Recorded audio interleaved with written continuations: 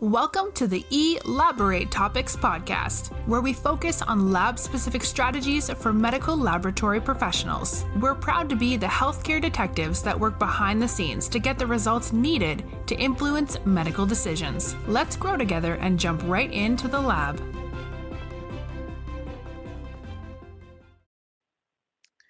Well, hi, friends. Welcome back to another episode of the Elaborate Topics podcast. Today we have a roundtable for you guys. So I'm joined by our co-host, Lona Small. Hi, Lona. Hi, everybody. And also Tywauna Wilson. Hello, everybody. And I am Stephanie Whitehead. And for those of you tuning in for the first time, our podcast, the Elaborate Topics podcast, is a weekly show where myself or Tywauna or Lona or all of us together bring you weekly topics related to the laboratory and leadership to help you excel inside and outside the laboratory. So do us a favor, be sure to share this episode and check out our previous episodes on your favorite podcast platform or on LabVine's Lab Stream. We're on LabVine now. We're happy to be collaborating partners with them. So check us out on any of those other platforms. Today, we're really excited because we've got a relevant topic for you all that you might not have thought you needed. It's almost like having an Apple Watch or, some other electronic. When you get it, you spend all that money and then you didn't even know you needed it. So today's topic is about project management. We're going to be telling you how to move from an idea to really the execution of an entire project. And really, why this is so relevant to us is, when we all started out in medical laboratory school and went deep into our programs and we started to learn how to become great bench techs, we learned all about microbiology and why we couldn't run certain hematology tests on hemolyzed samples, and the list goes on. And over time, we all became better techs and gained more experience, and some of us were given more responsibility. And sometimes that was an official capacity. You got promoted to a supervisor or a manager, or some of us were just voluntold to head special projects. In any regard, in getting our MLS degrees, a lot of times those programs or those classes didn't really touch on some of the things that we have to deal with when we are actually operating in the industry lab. So what happens when you find yourself promoted to these new positions and you've got to validate a new instrument, or you've got new instruments and you've got to do a series of carryover studies, or you've got to transition to a new LIS system, or if you're in my boat right now, you might be planning to build an entirely new laboratory. And like I said, a lot of the components of the courses that we take to become a medical laboratory scientist don't encompass all of the things we need to complete and organize the tasks to be successful in these projects. And that's where combining some of the things from a business aspect with our clinical laboratory skills come in handy. So before I get into exactly what project management is, I want to quickly define what a project is. And so I just did a quick Google search of the definition of a project just to give you guys a clear overview of what we're talking about. And Google says a project is defined as a unique and temporary endeavor that is defined with a, a definite beginning and end. And the main purpose of a project is to create a specific project, a specific product, or service, or make changes to a specific product or service. So when you think about that in terms of the laboratory world, a project could be anything. That could be as simple as completing, a new maintenance rotation on an instrument, or something as, like I said before, complex as building a brand new laboratory. And project management, what that does is that gives us the appropriate knowledge and skills and tools that we need to carry our projects from beginning to end within budget, making sure that we are not scrambling at the last minute, making sure that we are getting the most value out of our teams that are helping, and making sure that we are eliminating any waste along the duration of this project. And by waste, I can mean people's time, I could mean the budget that we have for this project. That could mean anything, the reagents that we're using for this project. It's really important, especially now that many hospitals and health systems are very crunched for finances, and in the laboratory we're so short-staffed that we manage our processes and our projects correctly, because a mismanaged project can lead to extra time, overtime, and more frustration because you're in that limbo period with the project kind of lingering and the deadline kind of being extended. So when we understand the fundamentals of how to effectively manage any project that we have going on in the lab, it could, like I said, help mitigate some of these risks, keep us in budget, keep our timelines going, and continue to help us be efficient.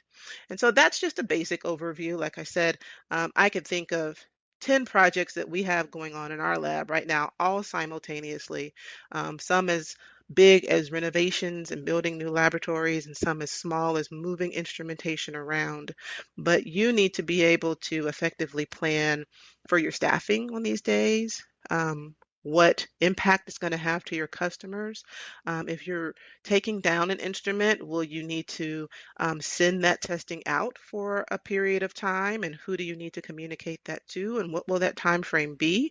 And how are you going to plan to do that? And making sure that when you bring it back up, you can revalidate. Like I said, a lot of times we have the technical skills to do things, but understanding some of these project management knowledge applications help us to be more efficient in using those technical skills.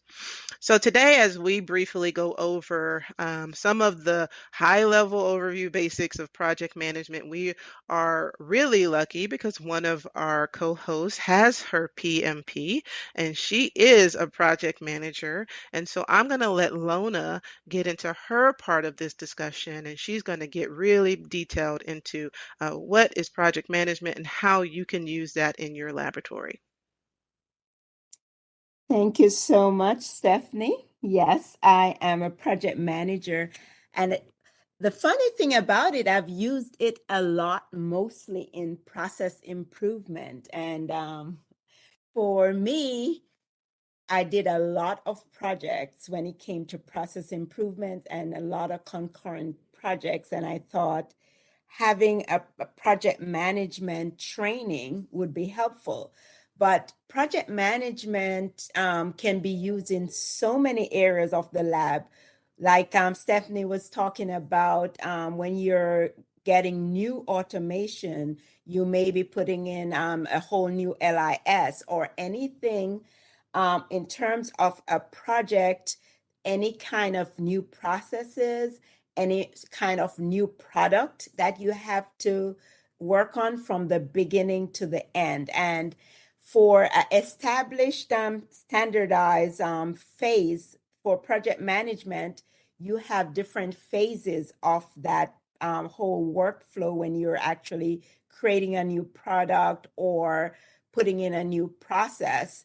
And these different phases kind of help you to do not to miss anything, so that the whole goal of a project is to make sure that you're doing it within the time that you plan to do it and within the budget that you have. So if you set aside a certain amount of money, and you set aside a certain amount of time, if as a project manager, they can actually calculate the best time with the money that you can use. And there are certain phases that we use to ensure that this project is done, like Stephanie is saying, without wasting money, without wasting time, without wasting resources.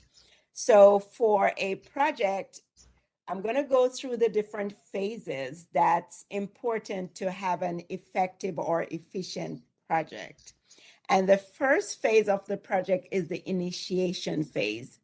And this phase is more the big high level planning, where you're thinking more of, is this really something that we need? Is this something that is going to probably be approved based on the business case? So for the initiation, you're more thinking about how relevant is this project to either the lab. So you're actually establishing a business case and you're looking at the big scope. So you're looking at like the goal of the project, and you're going to look at a charter, which is so important in any project management. That is really what you're going to use to kind of initiate that project. So in that charter, you're going to define a lot of different things like the stakeholders, people who are really relevant to that project. So you're going to have your stakeholders. So say for instance, in the lab, you're thinking of a whole new automation. That's kind of a big project. So you have to put in maybe a capital request from finance. And so there's a lot of different things that you would have to fill out a form depending on your organization to establish that business case when it comes to cost and the importance to the lab. So for instance, if it's automation that you're replacing an old instrument and you're going to prove your business case in terms of throughput and maybe better quality results or whatever it is, you're usually filling out a questionnaire to request that. So that's the initiation part of it.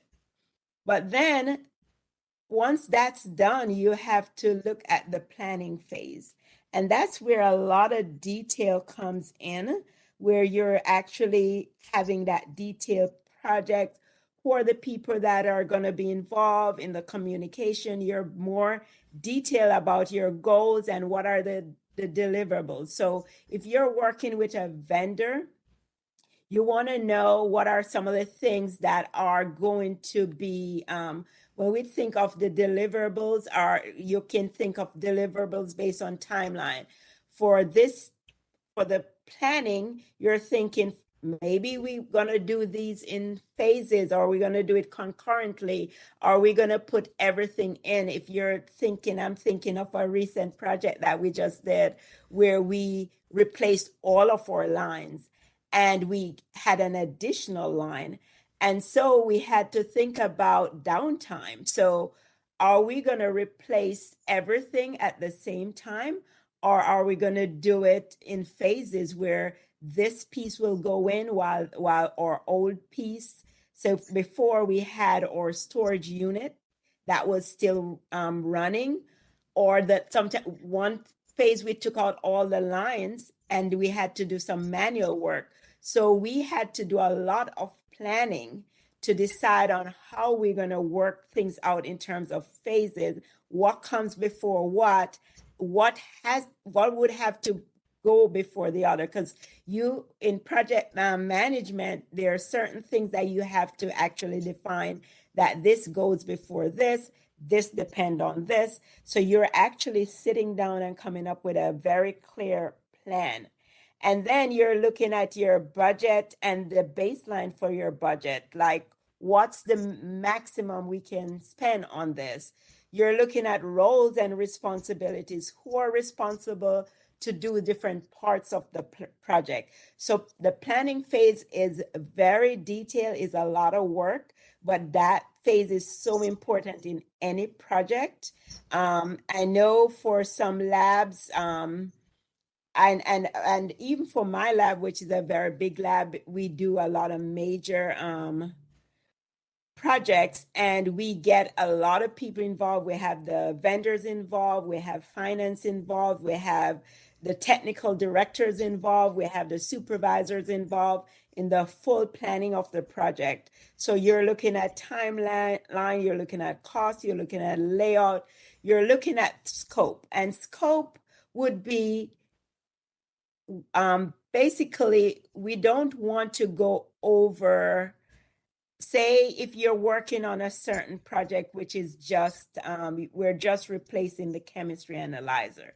You don't want in the middle of the project to say, you know what, maybe we should add this over in hematology, or now you're moving outside of the scope that you plan. So you want to remain in that scope. Whatever you plan, whatever you plan to do, that's where you want to remain. So all this planning is a lot. So it's involved the stakeholders who are involved, the timeline, the cost, the layout, the scope. All of that happens during planning. Now with the execution, that's the third phase, that's the actual work. That's where you're actually doing the work. So during that time, you're actually allocating work to different individuals. And you talk about resources. Resources could be human resources, it could be some of the supplies that you need, but you're allocating the different resources. That's maybe it could be money, it could be supplies. So all of those have to be designated. Um, you want to manage these resources during the execution because that's actually doing the work.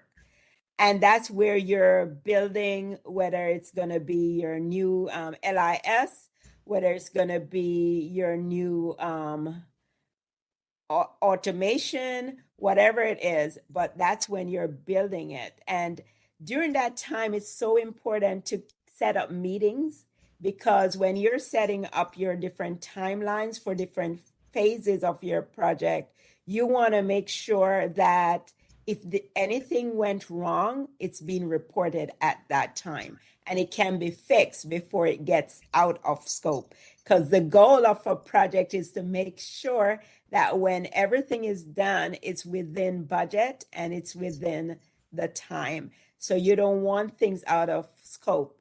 So you're meeting on a regular basis to make sure that if there's anything that didn't work, if you're short when it comes to resources, you're replacing that, you're substituting, and you want fixing any challenges during that time. And then even while the next phase is monitor and control, but that does happen during execution. A lot of times it happened concurrently because in monitoring, you're ensuring that the goals that you set are being met. And anything that was, because there are different phases of deliverables. So if, say, for instance, you're doing an IT project and they decided that they're going to put in certain hardware by a certain time, you want to make sure that that's done. So you're monitoring the time for things that needs to be the different deliverables. If you're putting in automation, you're monitoring the time to make sure that this was the deliverable happened at the time that it was. And if there's any challenges, all of those are being monitored. And the control is making the adjustments. So during that time, you're monitoring and control. So you have different tracking measures that are in place. So you're tracking the amount of work that take place. You're tracking the cost to make sure it's not over budget. So you're literally just monitoring the process, the project itself to make sure that it's going according to plan. And you're making sure that it's adhering to anything. And you want to make sure if you see that there's going to be a challenge ahead of time because of monitoring, you can actually stop that at that point. So this is so important when it comes to the budget, with monitoring and control. And then the last phase is the closing. So when everything is done and everything is delivered, that's the closing phase after that. So that's that final phase when there's a handover of the project. You have contracts that's terminated, all the paperwork that's done. You're looking at was the project successful? Were there any failures? So it's kind of a whole learning experience also. So yes, there's a handover, there's a review, and you're looking to make sure that did we get the results that we planned for? Did we meet the goals that we have? And whatever learning that you had from the project, that's where you're documenting and learning from there for the next project that you're going to do. And I know for labs to actually utilize these, you may have to have an expert who have some kind of experience in project management, either to help you along until you get, until you can do this on your own. Or I would recommend for any lab that want to have a project manager to send one of your own to for training, because I was having a quick discussion with Stephanie before this podcast, and it's good to have your own med techs that's doing it, because they know what's going on in your lab. And I know for my organization, we utilize a lot of times the contracts that we have a project manager that comes with it, but it's usually really good to have one of your own um, technologists that have training in project management, or send them for training in project management. So if you want to say establish a project management system in your lab, I would say maybe look for someone who love to work on projects. I know for my organization, we have very informal project managers who just love to do projects, and then send those, maybe one of them, for training, and use them whenever you're doing any project, whether it's a small project or a large project. I utilize my project management in a lot of process improvement projects, because that's my area of expertise, and that's my area of, maybe I should say, love. But if you have anyone who love to work on project when it comes to LIS, when it comes to automation or any major infrastructure project, I think that is a great opportunity to send them to do training in project management. And so you don't have to worry about wasting money, wasting time, and you have a more efficient project that's delivered on time. Especially now, we can't afford to waste money. So that's what I would say when it comes to establish a project management in their lab. Ladies, do you have anything that you'd want to add where that is concerned? I think you made some great points, Lona. The only thing that I can think about is some methods for tracking your project. So those regular status meetings, status reports, hands-on observations, and recording data manually or electronically when you're generating your report. So, for example, the spending to date versus total budget is one way. And then I thought about tools. So actual visual scheduling tools can help record project progress, for example, and it helps to communicate with your team. So as tasks are completed, they can be crossed off. I usually see the Gantt charts a lot, or network diagrams, at least in the projects that I've been involved in. If new resources need to be added, they can be added to the network diagram boxes. If tasks need to be rescheduled, they can be moved around on the network diagram. And then if there are any risk, accomplishments and lessons learned can also be posted next to some of the tasks. So those were some of the things that I thought about. And then I did think about this too with the status reports. They should contain the following items. So as we are being prepared, being detailed, the team members' names, the status report dates, task plan for the previous week, task completed in the previous week, task plan for the following week, and then issues and risks identified.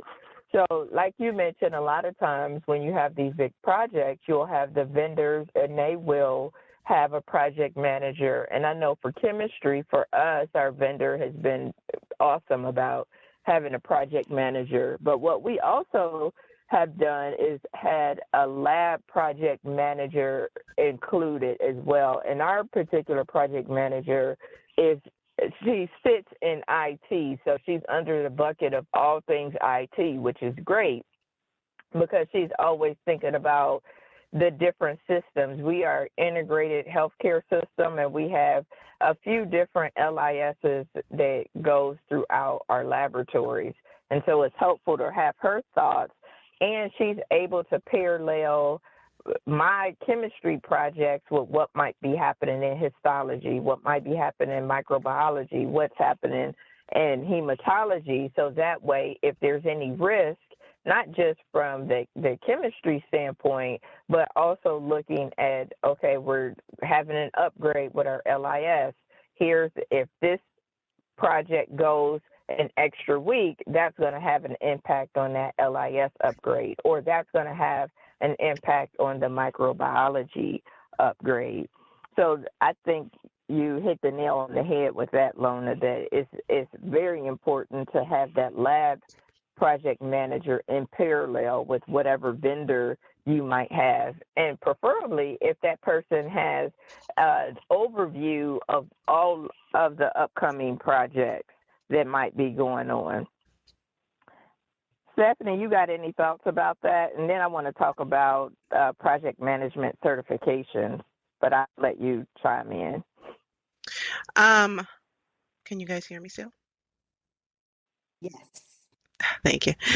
I totally agree, and I think it's really great. Tywauna, what you're saying, I always love to hear what other laboratories are doing and how they're integrating things, probably and possibly most likely different than we are, because it always gives me ideas to continue to figure out how we can continue to improve our processes. But what I would say mostly is, understand your laboratory's workflow and then understand who would be the best stakeholders to involve in that project. And when you think about who is a stakeholder, think about who is going to be impacted for this project. And a real easy way that I do this is if we move forward with this project without telling this person who has the potential to be impacted, disrupted, and upset. And so if we're moving forward with a chemistry project, and like Tywauna said, we completely leave out our LIS team, will they be happy or not? And if there's a possibility not, then most likely they're a stakeholder. So it's a very easy decision tree on trying to figure out who are the stakeholders in your laboratory and who should be involved when you're talking about these projects. I love what Lona said about not letting the scope get away from you, because it is very easy to, when you start looking at, implementing a track on your chemistry analyzer, and then it'd be great if we could move these desk and processing, and then once you move the desk and processing, well, it would be great if we could add some more workstations here, and before then you got, a whole laboratory renovation, and so it's very easy to get into scope creep. So, dividing your projects up into phases if needed, but definitely try to keep it narrowed down to the scope, a manageable scope that you can set a beginning and end date to. And if you have to start another project immediately after that, then that's fine. But you definitely want to avoid scope creep. I love what Absolutely. Tywana said about the tools. There's so many tools out there that you can choose from, and those are really, really helpful, especially for people who don't have full training in project management. The tools are already set up, and it kind of walk you through different things to track and to monitor. So it actually help you without you have to have a lot of training in project management, so you could actually use those tools. So that was really important, Tywana. Yeah, and one of the things people might be, listening to this podcast and they could be thinking, so do I need any certifications, or do I have to have it, or is it just experience? And there are some certifications that you can get that are leaders in this industry of project management. And so the Project Management Institute is a global association for project management. It's been around since the 60s and really has been at the forefront of working with businesses to create project management standards and techniques that work. There are two popular ones, I would say, that lab people tend to get. The most common would be the PMP, or the Project Management Professional Certification. That one is the leading project management certification, and it's really for people who already have some experience managing projects and want to level up their careers. So if you have found that you've worked on projects at work and you find that you want to learn more about it, of course, there's requirements in order to be able to sit for the certification, but that would be one that you might want to consider. And then there's the Certified Associate in Project Management, the CAPM, and it's geared towards people who hope to manage projects, take on more responsibility, or add project management skills to their resumes. And this one would be good for those that's just getting started with project management who are looking to grow their experience and expertise in the field. The more common is the PMP, but they also had that Certified Associate in Project Management. Now, there are tons of other certifications that the Project Management Institute have, and there are other organizations that offer certifications as well, but PMI or Project Management Institute tend to be the popular one, similar to with our certification, how most of us have ASCP, but there are other vendors such as the American Medical AMT is one that people still get, and there's other certifications, but ASCP in our industry tends to be the most common, similar in this scope. Anybody else got any other closing remarks or anything around the project management? I know we have given a lot of information for the listeners to digest, but is there any closing takeaways? And Lona, have you felt the certification has been beneficial in your journey? It has been more for the knowledge. I think for people who are trying to grow and move away out of the lab, it may be a challenge if you want to stay in the lab and benefit from just that certification. So I think that it depends on the goal of your certification.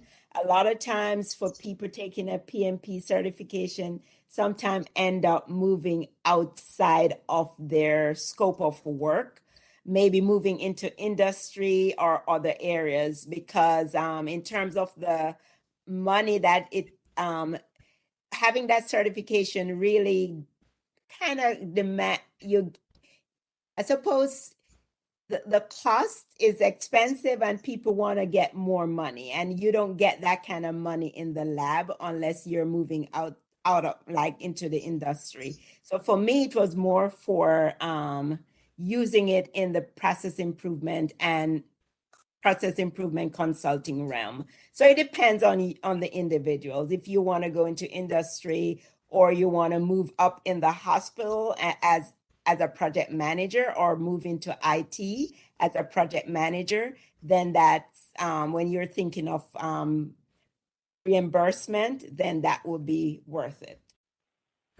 That makes total sense. It's always good to start with the end in mind. So with any certifications, especially in the project management realm or any area, listeners, as you are going throughout your career, see if it makes sense for what you're trying to accomplish, and understanding that just because you get the certification doesn't necessarily mean it's going to be a financial gain for you as well.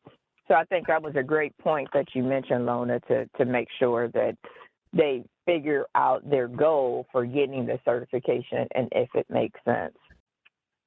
All right. Well, hopefully, listeners, you have been able to gain tremendous insight into project management. We have given you just a little bit of the scope of project management, so you can do some more research.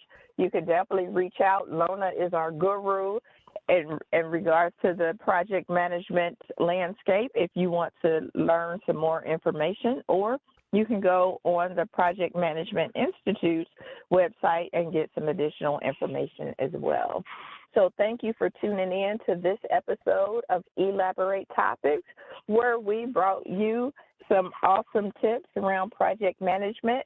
Please be sure to share this episode out with anybody who could benefit from this topic, whether they are inside or outside of the laboratory. Tune in next week where we will have another awesome show. And until next time, my friends, I hope you have an amazing week. Thank you for tuning in to another episode of Elaborate Topics. where your hosts discussed relevant strategies for laboratory professionals. Please subscribe to this podcast on your favorite podcast platform and listen to us on directimpactbroadcasting.com. Stay tuned for another episode with information you can use to excel in your laboratory career.